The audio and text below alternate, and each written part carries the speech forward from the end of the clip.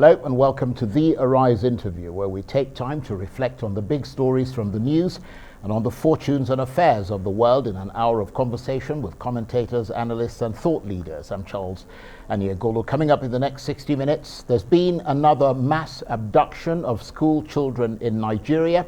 Gunmen storming a boys' boarding school in Kagara town in the north-central state of Niger and kidnapping at least 42 students, possibly more, in a region where abductions for ransom are rampant. A similar incident happened 2 months ago in the northwestern states of Katsina. So why is this happening again, and how can schools be fortified against this sort of attack? We'll speak to our correspondent who's at the scene of the latest attack and to Nigeria's top security and defense analyst in a moment. And later, according to a new report, governments across Africa are missing out on hundreds of billions of dollars in revenue because of poor or inadequate mapping services. And this lack of accurate geospatial data is also holding African countries back in fighting challenges such as population growth and climate change, and in dealing with epidemics and pandemics. We'll speak to one of the authors of the report, who is the managing director of Britain's Geospatial Solutions and Ordnance Survey, the agency that's been mapping every inch of the UK for more than 200 years. Coming up.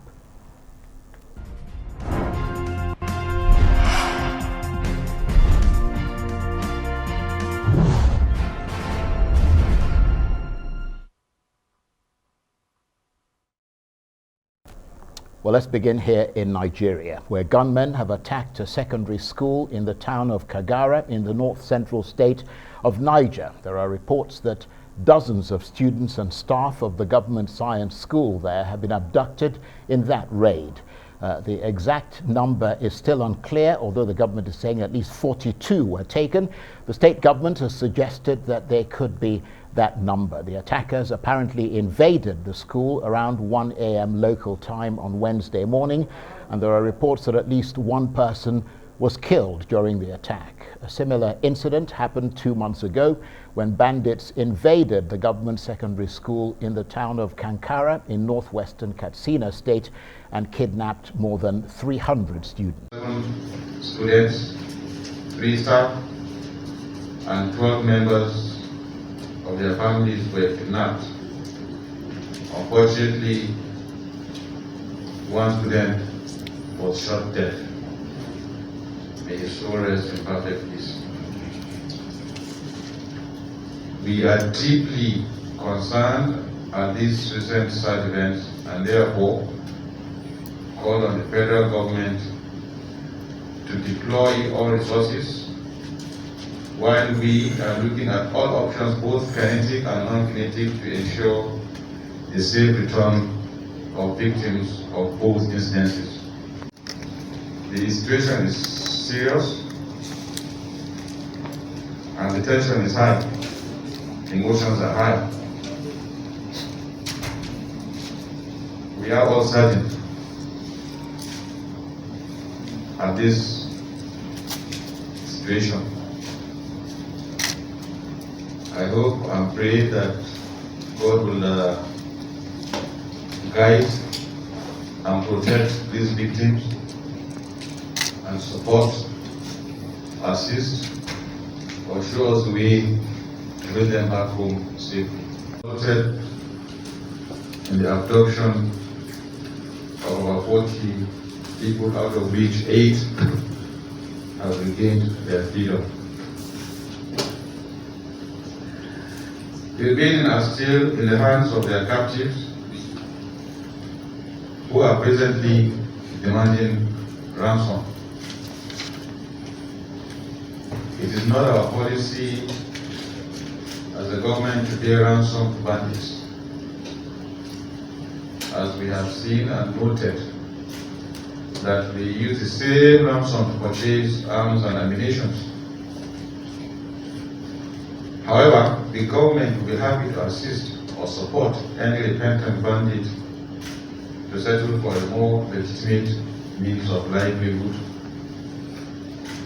while we are making efforts to get the passengers and other victims released Another incident occurred today, Wednesday, the 17th, 2021, and will bring them back to their families.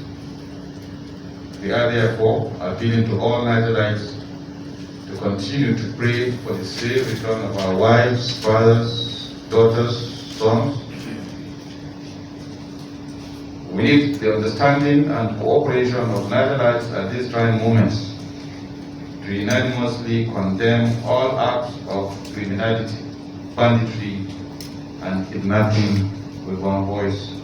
Also appeal to the general public to provide information that will assist the government and security agencies towards the rescue of the victims. I have also directed that all boarding schools within Rafi, Marika, Shuru, and Muya local government to be closed down with immediate effect until further notice. We've moved him up. He is Nigeria's top defense and security analyst, Dr. Kabiru Adamu, who is also chief executive of the security firm Beacon Consulting, and he has the latest on this attack in north-central Nigeria. Thank you very much indeed for coming in. Thank you. And unconfirmed reports suggest that more than 40 have been kidnapped. What are you hearing? I mean, the most authentic information came from the executive governor of the state earlier today when he released a statement detailing what he knows. Now we have to be also mindful that he is also a recipient. He's not, well, he's the authority, the highest executive authority in the state, but he relied on information provided to him. And that information suggested that I think 27 students, 3 staff members, and then 10 members of the families of the staff members were abducted, and that 1 student died, unfortunately, during the abduction exercise. He is yet to know, at least based on his information, who was behind the kidnapping, even though there are about 8 local governments in Niger State that have been at the receiving end of the activities of bandits, and this particular local government, Rafi local government, was one of those 8 local governments. So it would not be far-fetched to conclude that it's likely that these gunmen, the so-called bandits, were behind the abduction. What is a bit surprising about Rafi local government is the fact that over the weekend, a commercial vehicle bus was actually stopped, and the passengers of that vehicle were abducted, 40 of them. Now, between yesterday and today, a video of those abducted persons emerged. Now, the mannerisms, the body language of the actors in that video suggested that there is an affiliation between them and the terrorist groups that are operating in the northeast. The way they presented their victims, the demand they made of 500 million naira, as well as some of the languages they were using Quranic incitations, even though they did not claim or make any affiliations with the groups. But those languages are languages that are usually used by terrorists in the southeast. So having said that, it is on record that over time, at least in the last 6 to 7 years, there have been instances where non-state actors that are operating in Niger State have pledged allegiance to the terrorist groups that are operating in the northeast. So it's still early days. We're not yet sure. No group has claimed the abduction, but it would not be surprising if it lands in the area of either of these two, either the bandits or the terrorists, unfortunately. And of course, the fact is that the bandits may well say things to throw people off their track. Because, I mean, I remember the last time there was all this suggestion that they were affiliated with Boko Haram, and they ended up apparently taking a ransom and just not doing anything more political in that direction. But the fact that there is a demand for 500 million naira, which is, for our international audience, is about $1 million or so, does that suggest that this is more of a group that is purely there for ransom or something else? Yes, so we need to make a separation between the incident that happened in Katsina, Kagara State, which was purely bandits. Right. And I mean, from all indications, yes, there may have been contacts between them and the terrorist groups that are operating in the northeast of the country. In the case of Niger, there is evidence suggesting that there is an affiliation between the two groups. Right. And is that related to the fact, because I mean, usually when these things happen, we don't often hear of people getting killed, but we're now hearing that one person got killed, and that person apparently a student. Does that suggest that this, I mean, does that strengthen the suggestion that this may be affiliated with one of the insurgent groups? A couple of factors. In the last few months, starting from late last year, the ferocity of the attacks by the gunmen, whoever they are, in Niger State, seem to have increased. Every time they attack a community, the killings that occur, shows an increase in the level of dastardliness of the nature of the attack. But is there any reason why it's happening in Niger State? I mean, we could give some indications. Number one, the governor has remained hardlined in terms of his stance to negotiate with the bandits. Unlike the governors in Zamfara and to an extent Katsina State, he said clearly, I'm not going to negotiate with bandits, I'm not going to pay you ransom. However, if you give up what you're doing, then we could offer you amnesty. So yes, it could be a reason. The other reason, and that worries me even more, is the nature of the weaponry that I'm seeing in the hands of the gunmen. These are military-grade weapons, RPGs, AK-47, AK-49, name them, in the hands of these non-state actors.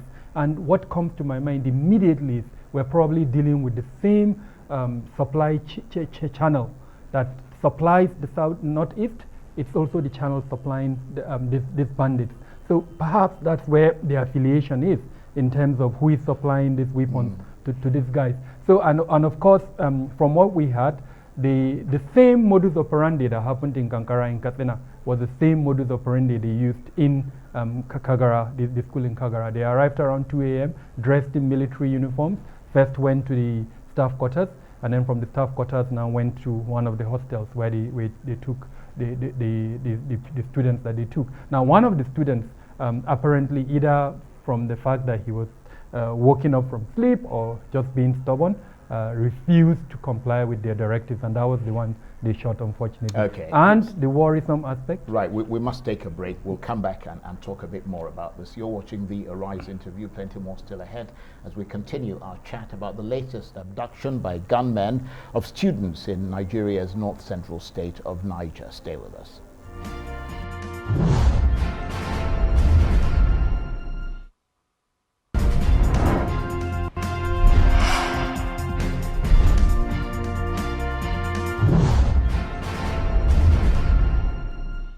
Welcome back to the Arise interview. I'm Charles Enyigolo. Now, as you might have heard on Arise News, gunmen have attacked a secondary school in the north-central part of Nigeria. The gunmen stormed a boys' secondary school in the town of Kagara in Niger State in the early hours of this morning, abducting possibly 42 people. The governor of Niger State, Abubakar Sani Bello, has spoken to journalists saying he's deeply concerned about the incident and calling on the federal government to deploy all available resources to rescue the student. He said that on the state level they were doing all they could to ensure the safe return of the victims. Well, let's turn to one of Nigeria's top defense and security analysts, Dr. Kabiru Adamu, chief executive of the security firm Beacon Consulting, who's been with us for the last 15 minutes, and he's been giving us his analysis of this latest attack in north-central Nigeria. Thank you very much indeed for staying with us. And you were making a point before we went on break, which was to the effect of what's the modus operandi. Yeah, whether these people are actually related to the to insurgents or not.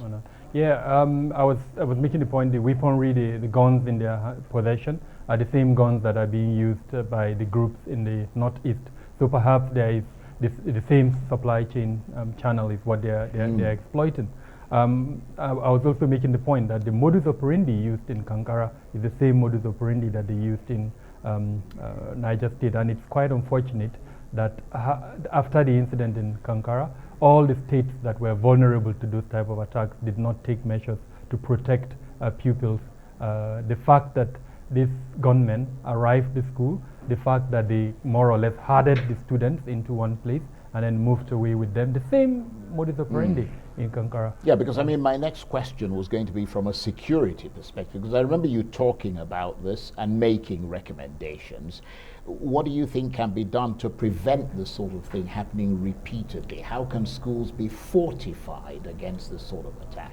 So Charles, we've got the Safe Schools initiative, which was, I think we embraced it in 2014, and Right. then we were able to gather some funding from our international partners as well as locally. But then that funding was never implemented, that initiative was never implemented.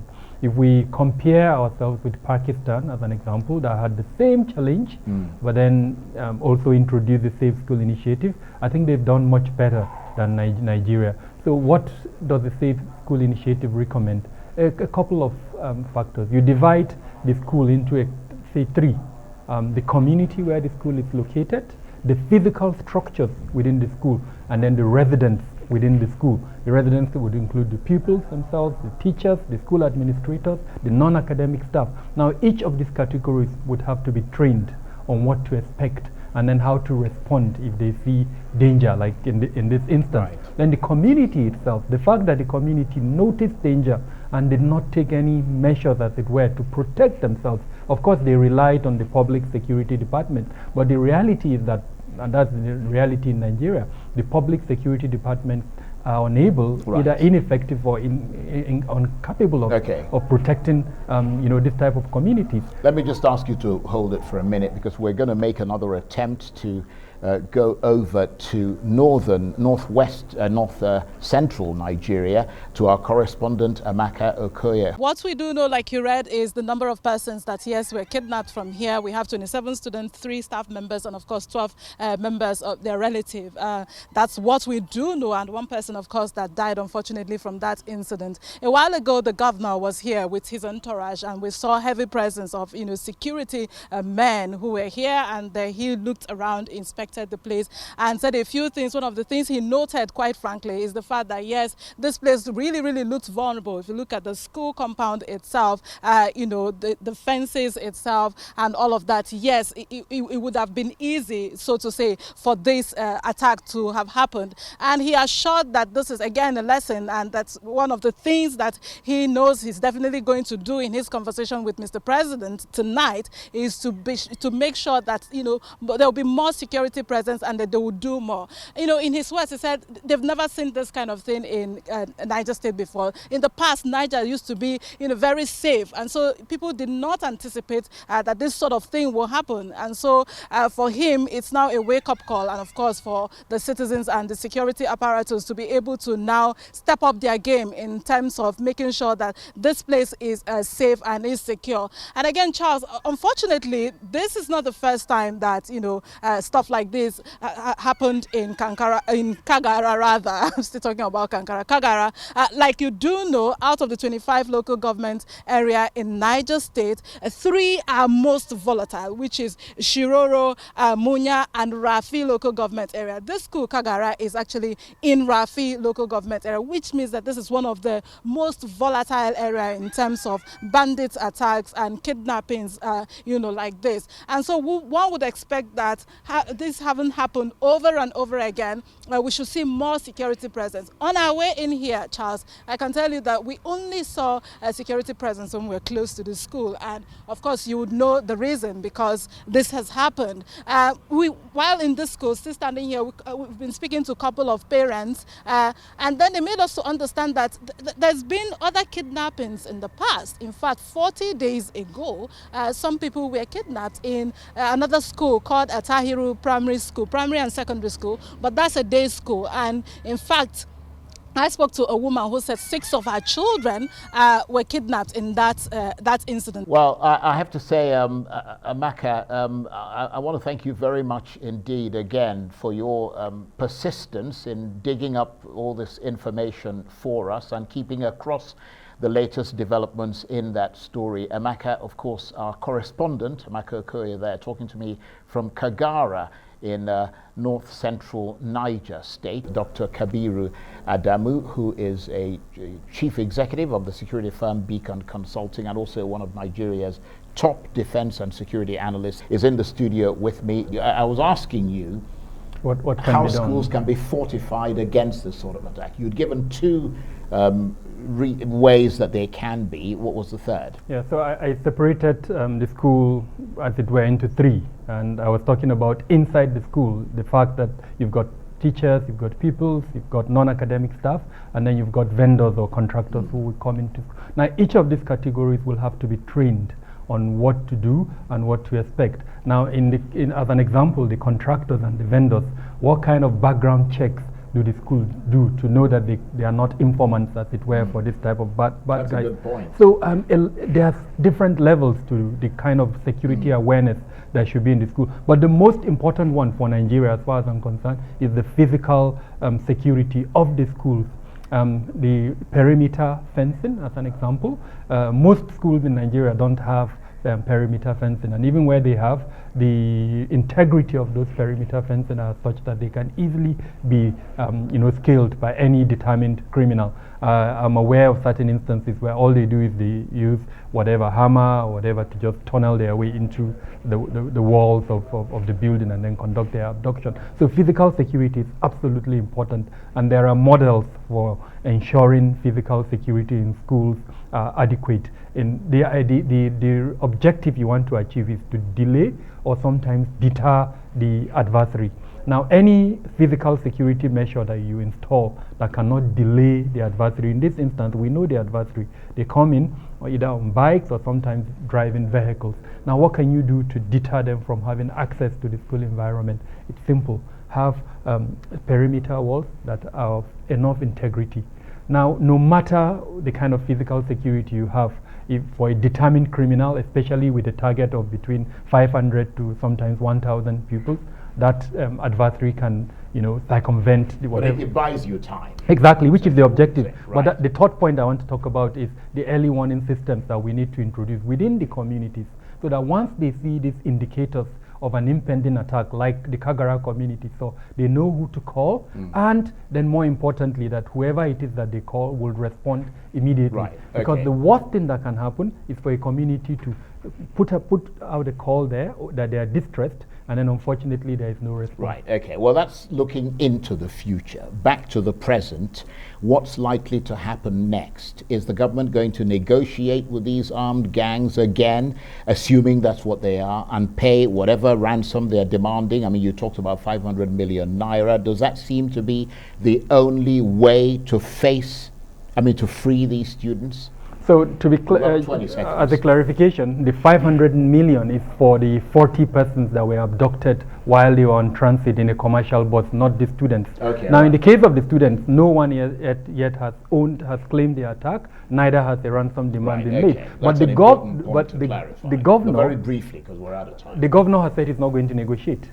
And so he's offering, amnesty, but he said he's not going to negotiate. But in reality, I think he would have to negotiate. Okay. Dr. Kabiru Adamu, thank you very much indeed. You're watching the Arise interview, plenty more still ahead, including a new report suggesting that governments across Africa are missing out on hundreds of billions of dollars in revenue because of poor or inadequate mapping services. Stay with us.